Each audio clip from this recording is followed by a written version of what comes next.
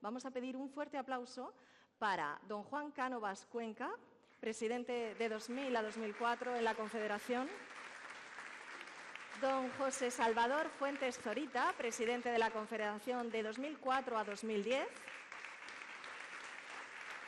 doña Charo Quesada, presidenta de la Confederación de 2010 a 2012; y don Miguel Ángel Ródenas Cañada, que fue presidente desde 2012 hasta el año 2018.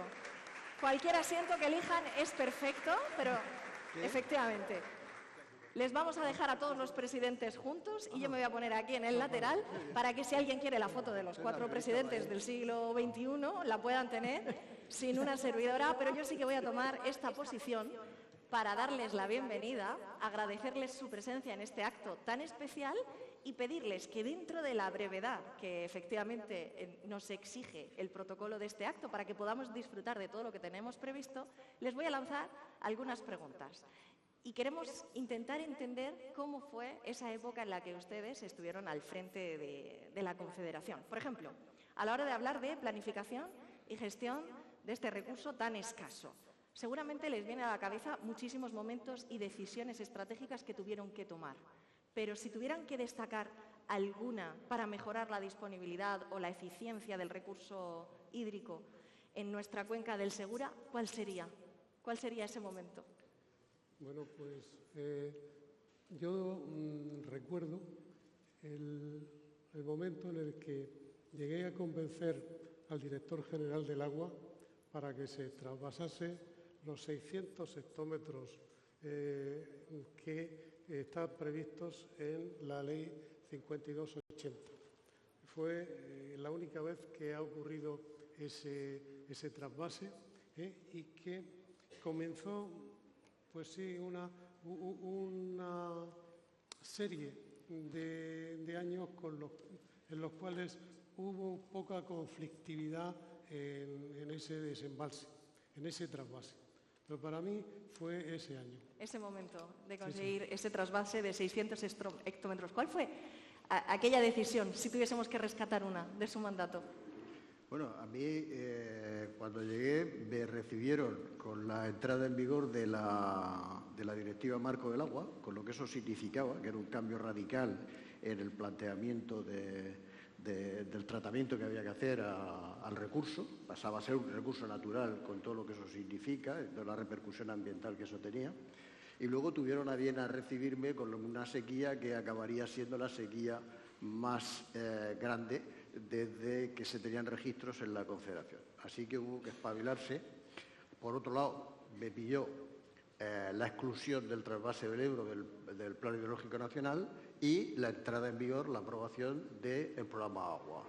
Así que, hubo que espabilarse, afrontar la sequía y, por otro lado, pues afrontar la creación de nuevos recursos y, particularmente, pues si hay que destacar algo, pues habrá que destacar la puesta en marcha, primero la construcción y puesta en marcha de una serie de plantas desalinizadoras, gracias a las cuales pues hoy gozamos de una aportación que se evalúa en 260 hectómetros cúbicos ya, produciéndose hoy en día 260 hectómetros cúbicos al año. Eso pues equivale casi a un trasvase. Sí, sin duda. ¿Cuál sería ese momento histórico a destacar desde el año 2010, cuando tuviste esos 2 años de presidencia? Sí, pues yo como continuadora de Pepe Fuentes me tocó, digamos, ya arrancar con la gestión de los procedimientos de concesión del agua desalada, que ya se habían construido, por ejemplo, la de Águilas. Y un hito a destacar fue que gracias a esa agua desalada se pudieron regularizar los regadíos tradicionales o consolidados del Lorca, porque, adolecía de una sobreexplotación de los acuíferos y esos regadíos que ya existían, con la Directiva Marco del Agua, sin ese recurso de agua desalada hubiera sido imposible.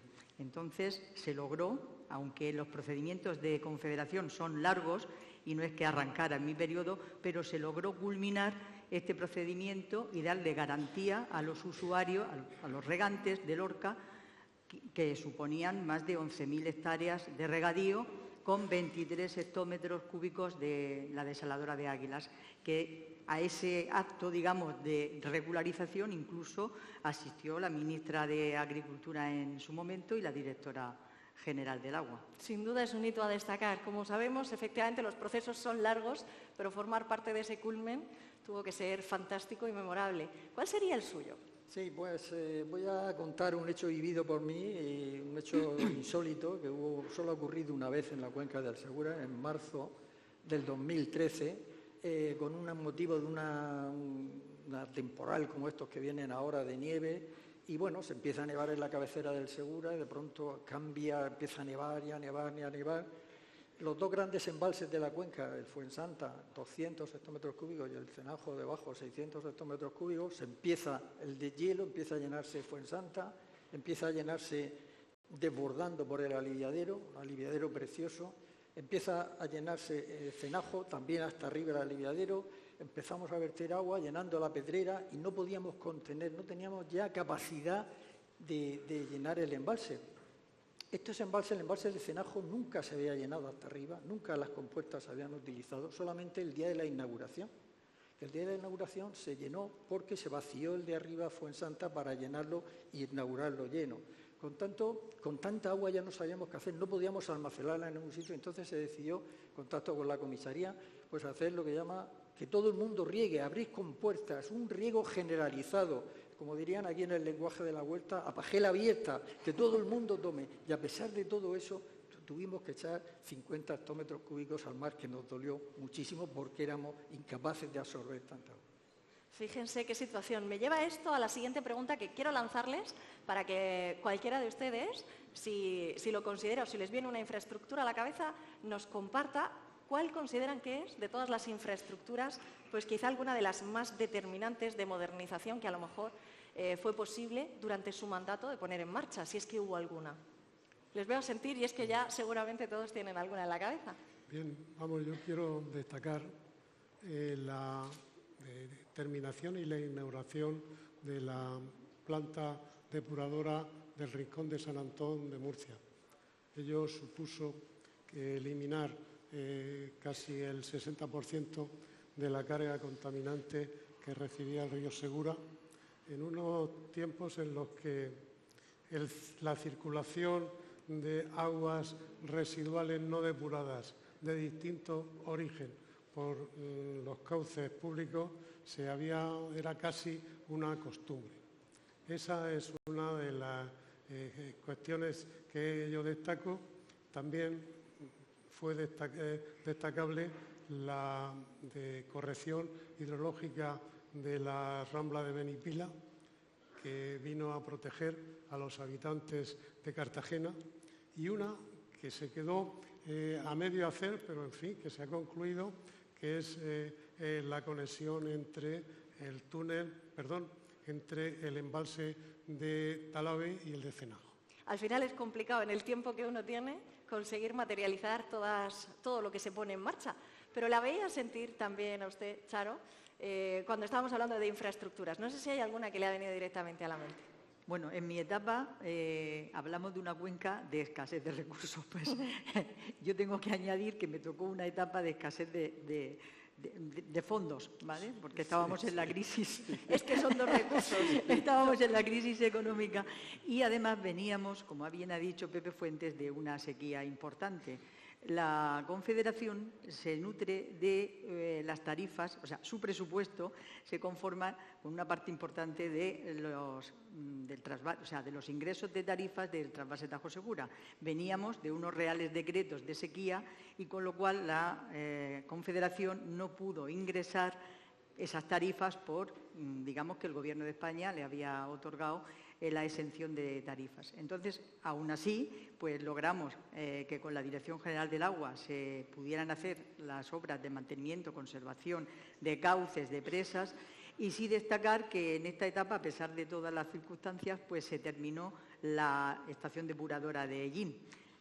O sea que algo se puede mencionar. Por supuesto, algo se consiguió sacar, seguro. Sí, yo también voy a contar una anécdota personal, que claro. No una infraestructura programada, sino sobrevenida. Estamos hablando en junio de 2012. Yo llevaba 2 meses de presidente de la Confederación, entonces el canal del trasvase Tajo Segura, sobre todo en la margen izquierda, en Ojo se deriva a la margen izquierda, abastece la zona regable segunda, la zona regable tercera del trasvase, la zona de riego de Levante margen izquierda, el embalse de la Pedrera, la zona de riego del campo de Cartagena, del riego de Levante margen derecha, y atraviesa un túnel de 1 kilómetro, y ese túnel se vino abajo en el centro. Entonces, ese problema, eso ocurre en el mes de junio, cuando hay que dar el riego general del verano. Entonces, esa obra pues, podría durar 1 año en poder rehabilitarla. Entonces, ¿cómo resolver ese tremendo problema? Eso fue una cosa agónica. Se resolvió haciendo un bypass directo desde el río Segura, unas grandes tuberías hacia la salida del túnel, porque claro, el problema del túnel es que nadie podía entrar porque atravesaba unos terrenos de yeso que se te podía venir abajo todo, había unas grandes cavernas, estaba todo inundado de agua, todo eso 1 kilómetro dentro de la tierra. Bueno, pues se empezó a hacer la obra de mantenimiento con la obra del bypass y la ayuda de algunos que también por aquí están y que también echaron una mano, sobre todo. Se consiguió restituir 3 metros cúbicos por segundo y con la Pedrera, el embalse de Cola, hacia atrás, retornarlo, y con todo eso se resolvió. Y al año justo, para la campaña siguiente, ya estaba todo funcionando. Fue una experiencia muy difícil, con mucho miedo, pero se resolvió gracias a todo el equipo técnico de Confederación, de la comisaría, también el Tevilla, que echó una mano muy importante con su impulsión de Olea, pero es un momento muy crítico y muy trascendental. Sin duda, un reto interesantísimo, ¿sí? No, que yo quería también recordar que durante mi época se siguieron ejecutando las obras hidráulicas del Plan de Defensa contra Avenidas, y allí recuerdo especialmente la terminación de la presa del Moratalla y la presa de la Risca, y yo creo que a todas ellas estaba vinculado un excelente ingeniero de caminos que yo creo que ha sido un referente en el mundo de la construcción de las presas, y que es Carlos Marco. Pues le agradecemos desde aquí el trabajo, la mención que ha tenido, porque al final hay personas que efectivamente cambian el curso de nuestra historia. Y continuamos la conversación porque ya han hablado de la gestión de recursos, de la sequía y también de la gestión de recursos económicos.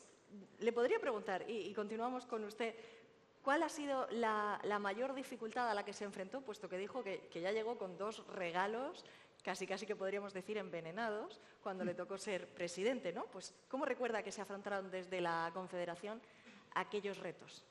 Bueno, vamos a ver, lo primero que quiero decir es que en este terreno, en el de las infraestructuras y la gestión, como ha recordado nuestro presidente, aquí nos heredamos de padres a hijos. Es decir, que ejercer de Adán es un error, porque llevamos centenares de años en esta cuenca trabajando en unas condiciones absolutamente desfavorables y, por lo tanto, beneficiándonos de lo que ha hecho nuestros antecesores y preparando el camino para los que nos van a suceder. Don Juan Cánovas ha citado, por ejemplo, la conexión del Talavera y el Cenajo. Me tocó a mí construir esa conexión y hacer ese túnel.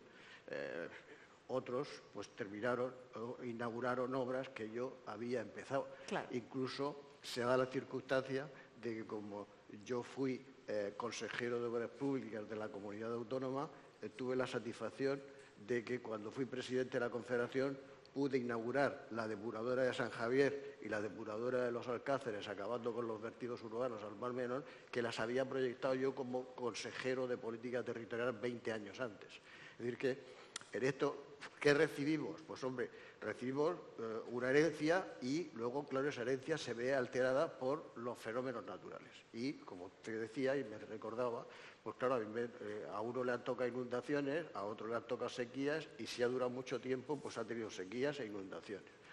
Cuando yo llegué, había ya un plan de inundaciones, porque también se ha recordado, desde Gaztelu llevábamos una trayectoria de más de 100 años luchando contra las inundaciones del río Segura. Ese es uno de los retos que tiene la Confederación ahora. Esto ha cambiado, el río Segura es el más regulado de toda Europa y ahora resulta que nos tenemos que preocupar por regular también la situación en otros cauces menores, que son los que están causando mayores destrozos en la actualidad. Pero esa preocupación que se había tenido en relación con las inundaciones, pues había absorbido la mayor parte de los esfuerzos y no había un plan de sequía. El plan contra la sequía se aprueba en el mes de marzo del 2008 y ahora ya disponemos de un instrumento, ya sabemos lo que hay que hacer y sabemos cómo utilizar inteligentemente los recursos subterráneos, por ejemplo, o los bancos de agua o tantos otros recursos que entre la legislación y la técnica se han ido poniendo a disposición de los planificadores y de los gestores hidráulicos para afrontar estas situaciones. Porque la sequía no es un fenómeno esporádico, sino un fenómeno recurrente que hay que incorporar a la planificación hidrológica. Y así se está haciendo y estoy con total garantía, vamos, a la seguridad absoluta de que así se va a seguir haciendo en el plan hidrológico al que aludía nuestro presidente y que está en estos momentos en confección. Pues sí, por supuesto, Sí, le escuchamos. yo de temas de sequía e inundaciones también puedo tener experiencia porque ser presidente de una confederación y más la del Segura te obliga a estar en sobresalto continuo y continuas experiencias y es bueno también. Sequía, yo he pasado casi el 80% de mi tiempo en sequía, con decretos declarados de sequía, salvo el año, excepto un par de años que duró la alegría del este. Y en inundaciones yo he tenido 2 danas, he sufrido 2 danas, pero sobre todo me centraré en una que es la dana del Guadalentí del año 2012, el día de la riada de San Venceslao. En este año los caudales que recogió el embalse de Valdeinfierno fueron de 4.000 metros cúbicos por segundo. Presidente de Confederación, sabéis lo que es 4.000 metros cúbicos por segundo en un río pequeño. Y había en ese eje del río, había el embalse de Valdeinfierno y el embalse de Puentes. El embalse de Valdeinfierno era un embalse muy pequeñito, 20 hectómetros cúbicos apenas, y el embalse de Puentes 40. Y esos 60 hectómetros cúbicos se recogieron totalmente en el embalse de Puentes. No soltó ni una gota de agua, y si hubiera soltado agua, realmente la Rambla de Caravaca, que bordea Lorca y a la cual afluye el río Guadalentí, ya estaba con 600 metros cúbicos por segundo al máximo de su capacidad. Es decir, la ciudad de Lorca, si el embalse de Puentes no hubiera estado, hubiera sido arrasada. Esto es una experiencia fundamental, como también lo es una experiencia fundamental el sistema automático de información hidrológica que nos permitió en los embalses, la gestión de embalses, a través de la comisión de inundación, pues poder regular y poder... Estoy segura de que podríamos destacar infinidad de momentos, proyectos e infraestructuras, pero nos quedan pocos minutos por delante y sí nos gustaría también poner el foco en cómo seguir mejorando. Después de su experiencia dentro de la Confederación Hidrográfica, todos ustedes procedían de la Administración Autonómica cuando fueron designados a ser presidentes y entiendo que habría diferencias entre la gestión en ambas administraciones. ¿Cuáles son las principales o aquellas que les ayudaron a mejorar la gestión del día a día dentro de la Confederación? Y más aún, después de su experiencia, ¿qué pasos creen que podrían facilitar esa dilación en los procesos a la que hacía referencia pues, una de las presidentas hace unos minutos? ¿Cuál ha sido su experiencia al respecto en lo que es la gestión del día a día?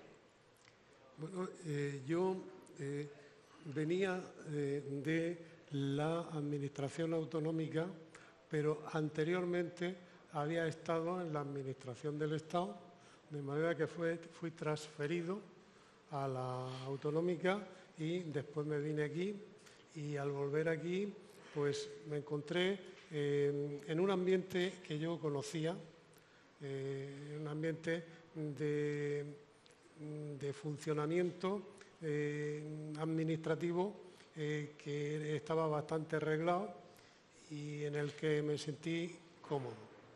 Y yo creo que en este momento el reto que tiene esta administración y todas las administraciones quizás es la excesiva carga de obligaciones administrativas estamos en un país que da miedo leer los boletines oficiales que se publican, el del Estado, el de la Unión Europea, el de la Comunidad Autónoma, y eso a veces constriñe mucho la eficacia en la gestión administrativa.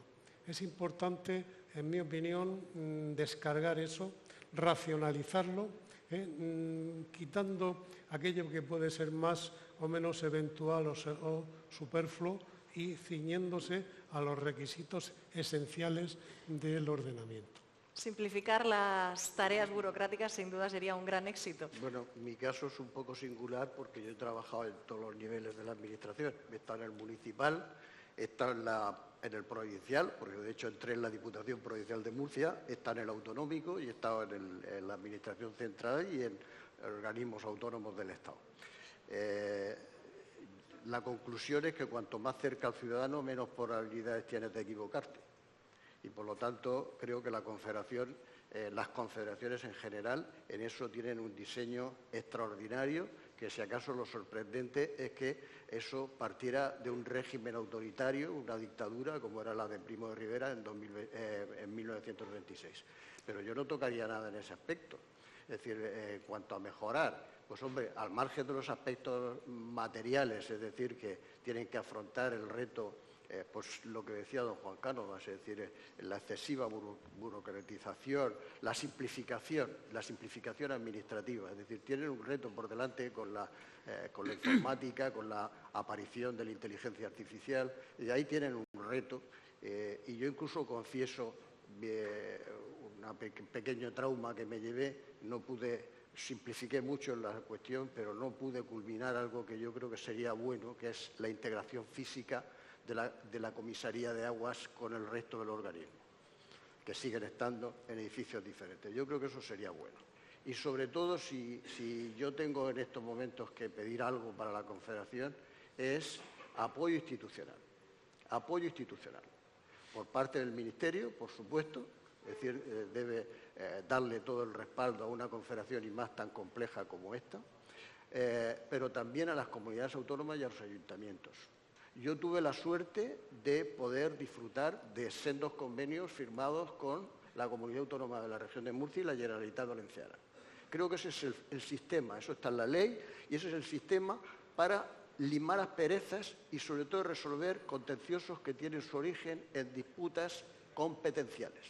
Es decir, esos convenios de colaboración con la Confederación pueden resolver ese tipo de problemas y llevarnos a lo que todo el mundo, todas las intervenciones están pidiendo, que es que haya consenso, que el bien general de la cuenca nos una a todos por encima de otros intereses que son superlegítimos, pero que debemos saber conciliar si queremos que esto realmente, la herencia que le dejemos a nuestros sucesores, pues sea mejor que la que hemos recibido nosotros. Pues muchísimas gracias. Sin duda es un proyecto que está vivo. Nos quedan 2 intervenciones. Adelante. Bien, por continuar un poco con lo que ha indicado Pepe, hacer una comparación, aunque yo sí que vengo de la comunidad autónoma y no tengo experiencia en otros organismos, y ya fue después en la Confederación, no se puede hacer una comparativa. Es decir, no existe en la Comunidad Autónoma de Murcia ningún organismo semejante. Entonces, sorprende el desconocimiento fuera de lo que es la organización y cómo se conforman los acuerdos y el gobierno de la Confederación Hidrográfica del Segura. Es decir, como bien decía Pepe, viniendo de la época que viene, pues tan participativo y tan transparente, que viene de conciliar todas las decisiones por sus órganos de gobierno, de cooperación, asamblea de usuarios, es de una complejidad y de una transparencia que, digamos, se nutre fundamentalmente por recordar a todos los profesionales que hay que recordar hoy en este centenario, unos grandes profesionales. Cuando yo llegué a la Confederación, así lo percibí, el respeto, la dedicación, y le tengo que agradecer a todos, pues que viniendo de fuera y además siendo mujer, ojo, que, en fin, la colaboración absoluta, y a mi equipo en concreto. Quiero recordar hoy, en este centenario, porque casi son centenarios ellos, a nuestro conductor, Bernardino, que ha sido conductor de todos los que estamos aquí, y además de Mario, el actual presidente, que ya está jubilado, porque ser presidente o presidenta de la Confederación implica estar en el despacho, pero estar en continuo movimiento. Parar, claro. Y tener a Bernardino, que era un ejemplo, además de buen conductor, de profesionalidad. Eso quiero hacerle un homenaje aquí, y a nuestras secretarias, Paqui y Flori, que bueno, en la comunidad autónoma, cuando tú eres alto cargo, eliges al secretario, a la secretaria. Aquí no, aquí quien manda, manda. Y las secretarias eran Paqui y Flori, hasta que se han jubilado. Entonces, pues también un recuerdo muy importante a ellas. Y ya como apunte final, pues que no viene solo para la Confederación, sino para todas las administraciones, un llamamiento pues, a las funciones públicas, es decir, el relevo generacional. Yo que ahora estoy recién jubilada, pues he percibido, cuando ya me he vuelto a la comunidad, que nos jubilamos y no podemos hacer la transferencia de conocimiento al personal por la carencia de ese relevo generacional. Entonces, hacer una petición importante para que eso fluya y que haya un mayor relevo generacional y, por supuesto, al ser la Confederación, pues que haya mayor presencia de mujeres en los puestos de responsabilidad. Yo quiero pasar a la historia como la primera presidenta, pero no la única. Entonces, también sería bueno esa aportación. Ahí quedan. Pues seguro que esos abrazos que ha compartido con personas del equipo también les llegarán. Y vamos a concluir esta ronda. Sí. Bueno, mire, yo también me apoyo lo que ha dicho Charo en reconocimiento y agradecimiento a todos los equipos de Confederación, que sin ellos nada sería posible. Son muy profesionales. Y en relación con las competencias autonómicas o estatales, yo 16 años director general del agua de la Comunidad Autónoma, 6 años presidente de la Confederación, tengo bastante orientación en este tema. Creo que la política hidráulica y la planificación hidrológica tiene que ser a nivel de cuenca, a nivel nacional. O sea, el protagonismo del Estado es absolutamente decisivo, en mi opinión.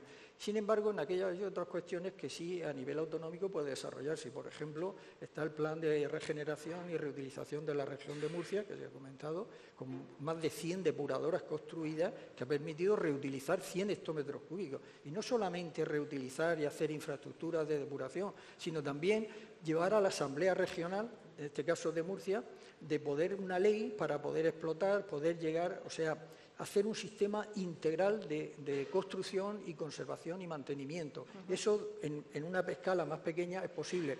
A nivel del Estado, sacar leyes, sacar tal, es muchísimo más complicado que a nivel autonómico. Pero eso solamente para aquellas cosas que tengan una perspectiva más local. Claro. Les tengo que dar las gracias. Gracias por haber hecho este breve repaso en el que hemos hablado de trasvases, de esos 600 hectómetros cúbicos, de las desalinizadoras, de la recuperación de los regadíos, de los planes contra la sequía, para la gestión de los recursos, de esta presidenta, que no será seguro la única presidenta de la Confederación, y de aquellas recomendaciones que se han dejado desde la voz de la experiencia para los futuros y los actuales gestores de la Confederación, porque lo que todos queremos es que la gestión sea siempre la mejor y la más eficaz para todos. Muchísimas gracias y creo que son merecedores de este aplauso y el cariño de todos.